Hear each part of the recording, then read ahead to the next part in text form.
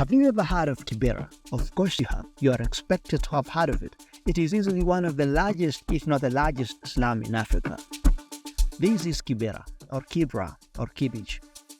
If you've never heard of this parcel of settlement in Nairobi, I'm here to help.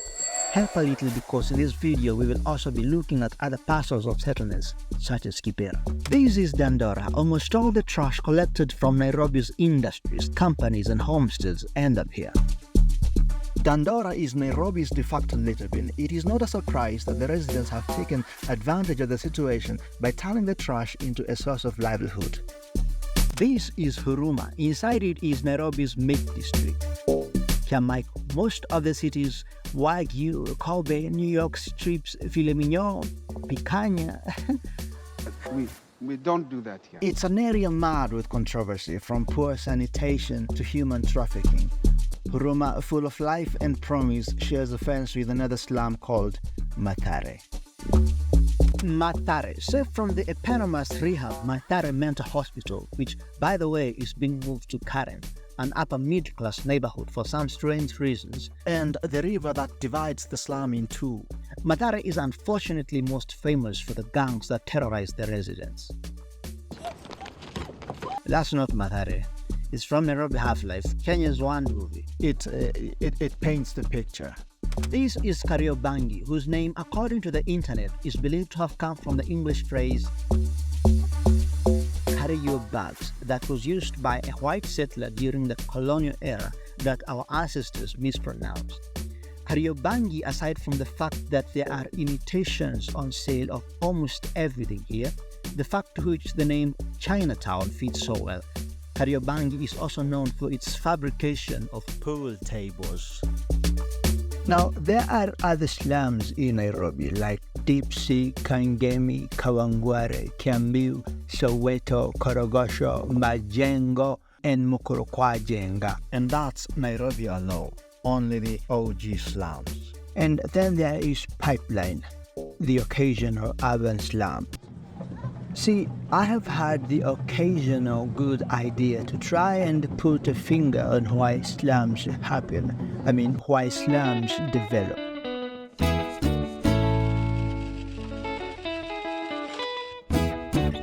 Hopefully, it will be a great idea. This video is sponsored by Banga Spumzika. More at the end. Kibera ranks 4th in the global scale, terribly dwarfed in size by Pakistani's Orangutan, which is a 60-kilometer squared slum. That is 11,212 football fields. All this translates to an approximate population of 2.4 million people as of circa 2016. We are in 2023. Orangi is followed closely by Mexico's Neza, population 1.2 million.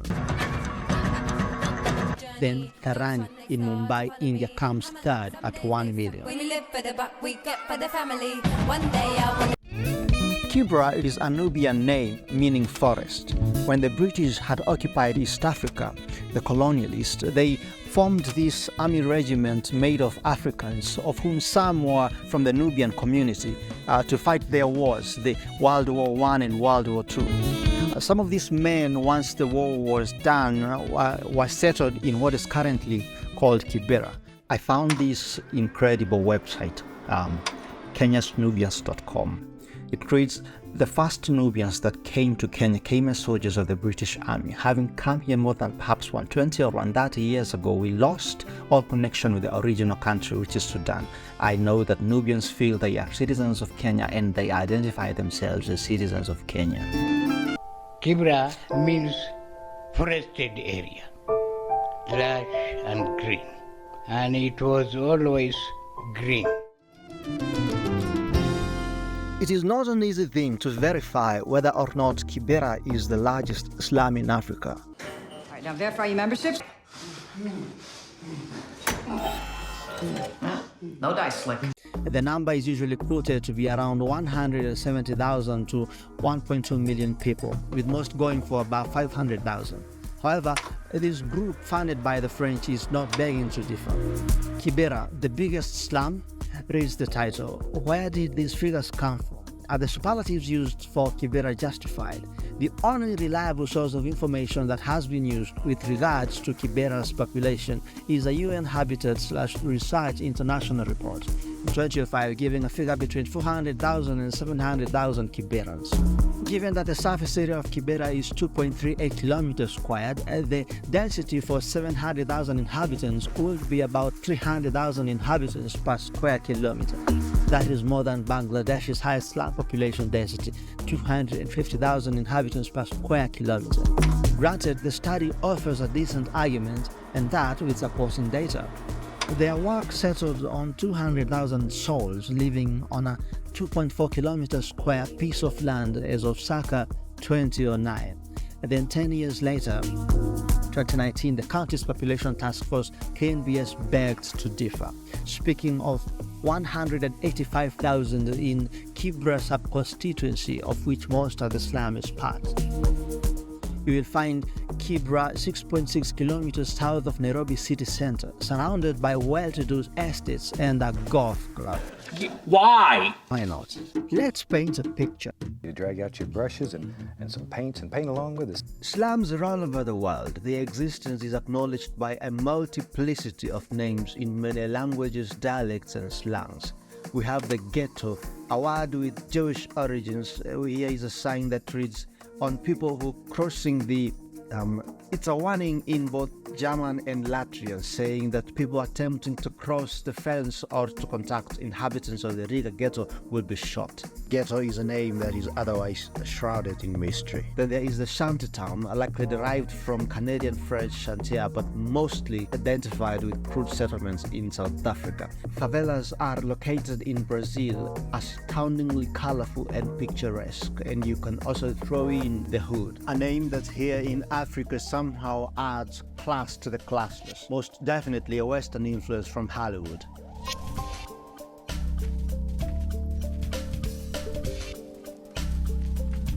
Wow, beautiful.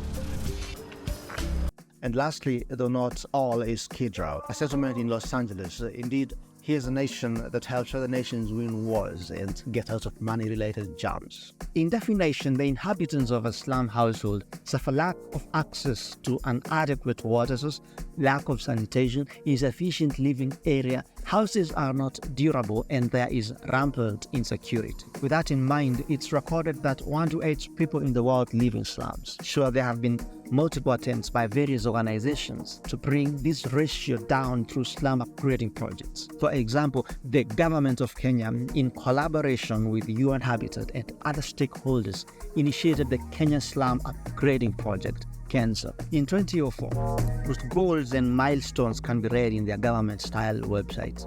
UN Habitat accounts for a decrease from 39% to 30% between the year 2000 and 2014, and yet, in spite of this great progress in improving slums and preventing their formation, the absolute number of people living in slums or informal settlements continue to grow to over 1 billion.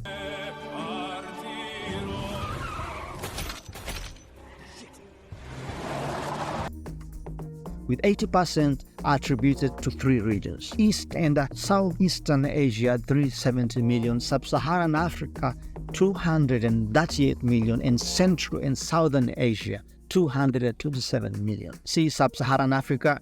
Do you know which countries go by the beautiful name Sub-Saharan Africa? One of them is Kenya, and most are designated LDCs, least developed countries, right? You can see my interest in this thing. I don't think you people would understand. What do you mean, you people? What do you mean, you people? Huh? I do not hope to go into the intricacies of how to solve poor planning, wild hunger, or stop the development of slums. I'm not that ambitious. I just want to scratch a niche. Why do slums develop? It boils down to 2 issues: population growth and governance. That Musalia Mudavadi, who holds an office that is not recognized in law, has now launched another unconstitutional office, the office of his wife. Bad, greedy governance. Let me dumb it out for you. Me. This is Jomo. Jomo used to live in the village, but farming wasn't bringing satisfactory returns. Why? His family is white. It's a big African family blessed with unrelenting sons, each requiring of their father land. Therefore, land gets fragmented to undesirable and unreliable portions. I don't feel so good. You're all right. I don't know what's happening. I don't know. Hurry. I don't want to go. I don't want to go, sir. Please. Please, I don't want to go. I don't want to go.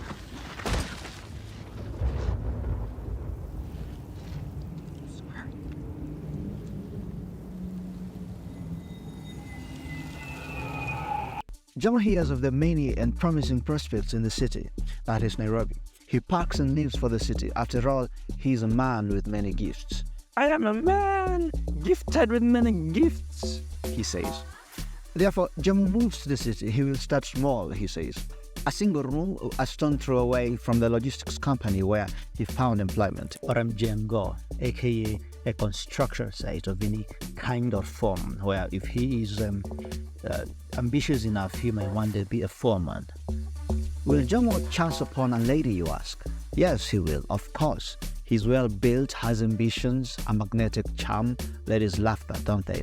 In any case, he must at any cost secure a female person because he's an African man. One cannot risk the wrath of the ancestors. Enter Linda. Linda came into the city yesterday. She's looking for a place to stay because, like Jomo, she's had an idea. She will hawk groceries and foodstuff, lunch etc. to the men who work at the logistics company, of which Jomo is part. She just needs accommodation, a place to lay her head.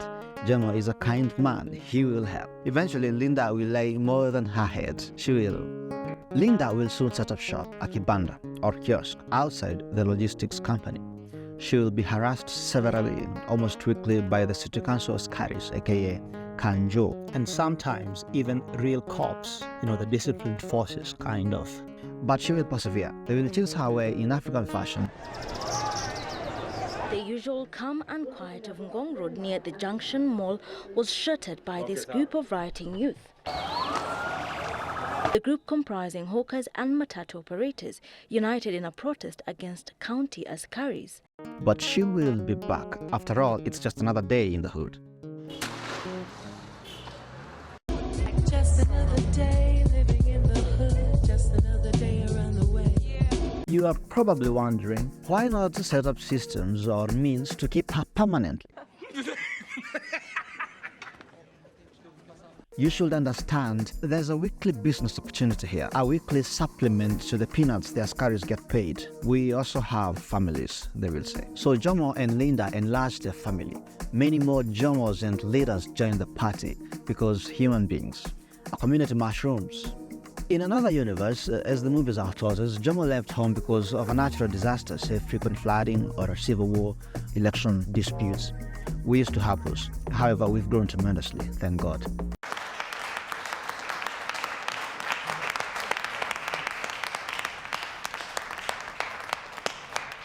Jomo, like yours truly, might have left home to study, finished school, but couldn't go back home, and now doing YouTube videos. Like and subscribe to help our developing country GDP. Thanks. It's not all doom and gloom though. There are institutions set up to curb the growth of slums. The aforementioned KENSUP and a World Bank project called KISSI.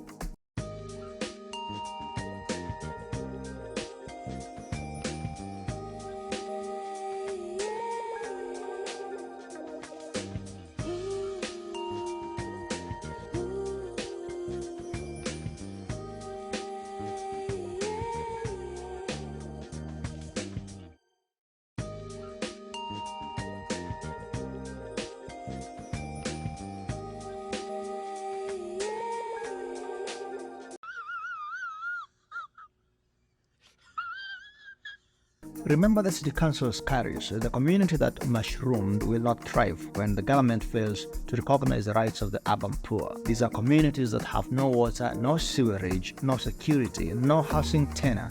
That is, you can be evicted out of your little shack any day and so forth.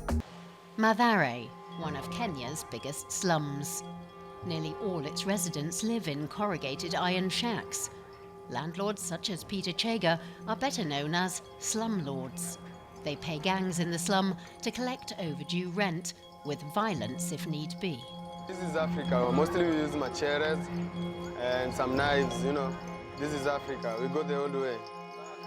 And as you can see, we're in slums. So slum, you have to be tough to survive. Mathare lies northeast of downtown Nairobi, the capital. Over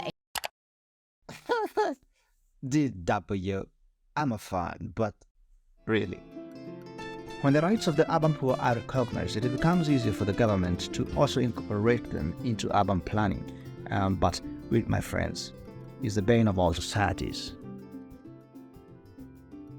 I have this amazing book by a woman called Elspeth Huxley, published in the 90s. It says here, the abolition of slave trade. It's called The Nine Faces of Kenya. The abolition of slave trade, of intertribal wars, of famines, of epidemics, and such as smallpox, bubonic plague, and sleeping sickness. Above all, a drastic reduction in infant mortality. And these and other factors led to a fourfold rise in population in the colonial period, a rise that has escalated ever since. Kenya now has the highest birth rate in the world. And that was in the 90s. While people have multiplied, the land that supports them has not. Pressure on land has therefore intensified and continues to do so. Again, that was in the 90s. If you loved this video and would like to support the creation of many more like it and better, buy this freakishly beautiful match from the video from Bangers, the collaborator of the video. Banga is Pumzika, champions for rest and realness in a tired, burnt-out and masked-up age with cool, witty and real as heck messages such as I just need sleep, jenga mwili haribu jina, hamna ugali aje, always leave the house with clean underpants, a potential quote from Mandela, and more. Visit bangers.hasosasa.shop for my fellow Kenyan viewers to purchase t-shirts, thoughts and more. The rest is not history.